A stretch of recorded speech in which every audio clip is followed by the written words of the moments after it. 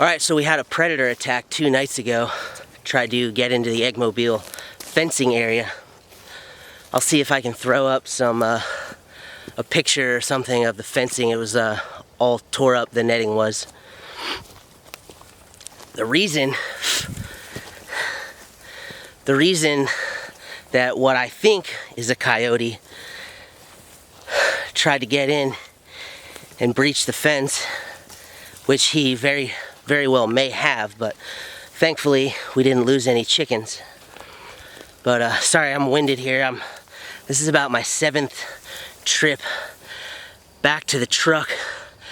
I'm trying to trek this way to go repair a fence. I'll get to that in a minute. Anyways, what I think was a coyote may have breached. It definitely chewed and tore up my electric Premier 1 poultry netting fence. And what I did was I moved the eggmobile. It was here in the middle of the field, and I moved it over towards my property line that I share with my neighbor because I wanted to fertilize the ground over there, and the ground needed to be worked. So anyways, I don't ever want to do anything to upset my neighbors, so my dogs were barking, and it's close to the property line, and so I didn't want to disturb anybody or keep them up at night with my dogs barking, you know what I mean?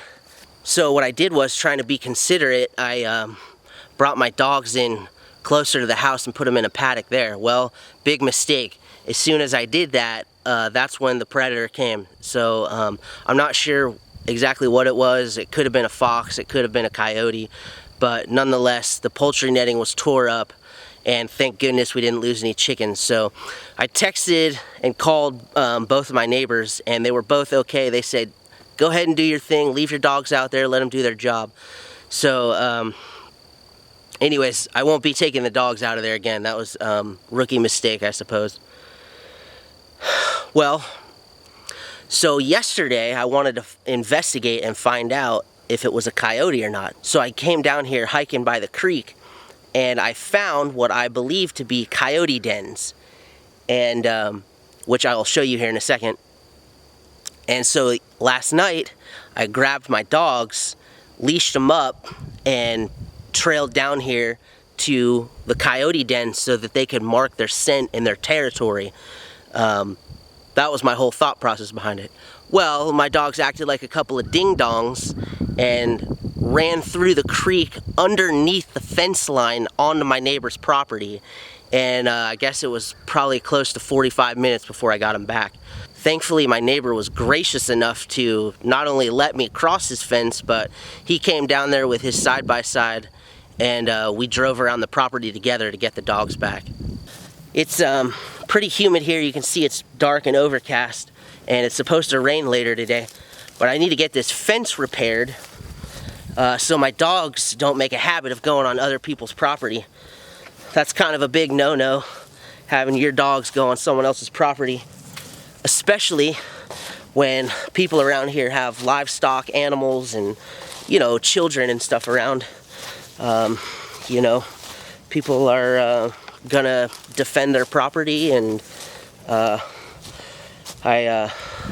I'm not sure how gracious I would be if I had a couple stray dogs running across my field. So the fact that my neighbor, you know, I called him right away, and he allowed me to cross over the fence line, and said, go ahead, do what you need to do, and then he came down and met me and helped me out. So I probably got about as good a neighbors as you can ever find.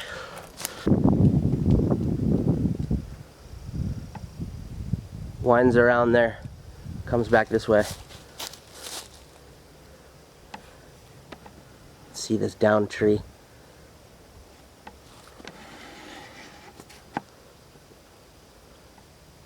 So from all the research I've done, it looks like it's pretty common for coyotes to burrow in the side of creek banks near tree root systems.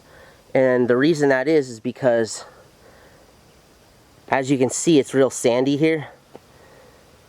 So in order for them to dig and burrow, it's a lot easier. The sand just kind of falls away. And so like that right there looks like a coyote den to me, potentially. Also from the research that I've done, it looks like coyotes don't stay in just one den or two dens. They rotate and they go from den to den to den. And they'll periodically come back to check in on their den, which is why I wanted my dogs out here to mark their scent to create sort of a barrier for any type of encroachment. Pulling some extra wire here so I can wire it up to these T-posts.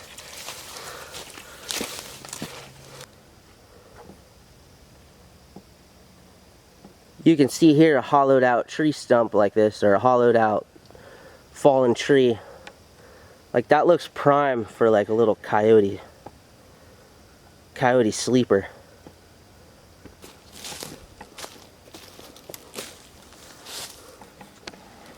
So look at this here. Look at that. That looks like coyote den to me. So that was the whole purpose of bringing my dogs down here, was to mark their scent, sniff it out,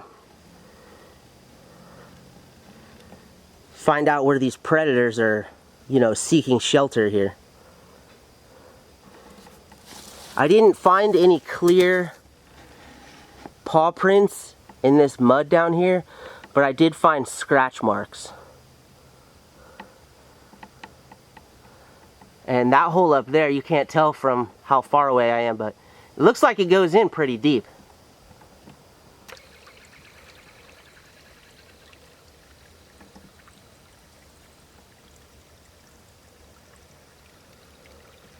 So right here is where my dogs went under. I just put this cattle panel here, but I need to fasten and secure it.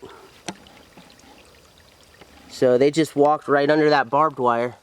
You can see that, and went on over to my neighbor's property. So not cool, not cool. So we got to get this fixed here. Of course, it's a lot harder hiking back and forth to the truck to get fence repair supplies when you're carrying guns on you. Make sure you're always packing a gun when you're out in the woods, just in case. Better be safe than sorry, huh? Never know what you're gonna run into out here.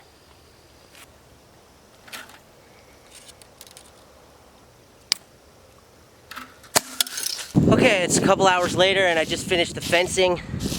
So, not that it was in bad shape or anything, I just, you know, reinforced it a bit so my dogs can't go through it again. So, I sent pictures to my neighbor, get his approval, and everybody's working together over here. But this is what it looks like. It's a little bit janky, but it'll keep the dogs from breaching. Let's see that. I added an old T-post right here, just to help keep up that wood post. The wooden post is like falling over, and then I used wire ties and just tied it all up, so the barbed wire's, you know, taut now. And I put these little pieces here so the dogs can't poke their heads through. Anyways, like I said, it's a little janky, but it's gonna do the trick, and I didn't make any major changes in a way that would affect the ecosystem at all, so try to keep it as natural as possible, I suppose. Anyways, I did that all the way down the line. Here's another piece of wire here, here, here. So I put a little panel in here, just tied it up. These T-posts are real sturdy, so hopefully the dogs won't be able to get through here. I wish I could have filmed for you guys, but it really holds me up when I film, so I can work a lot faster without having the camera on me. So I've got stuff to do. I've got hot action items still here on the farm. I gotta get that weed mat down at the garden. So I'm headed back up towards the house to check on the dogs, get something to drink, and then I'm back at the garden.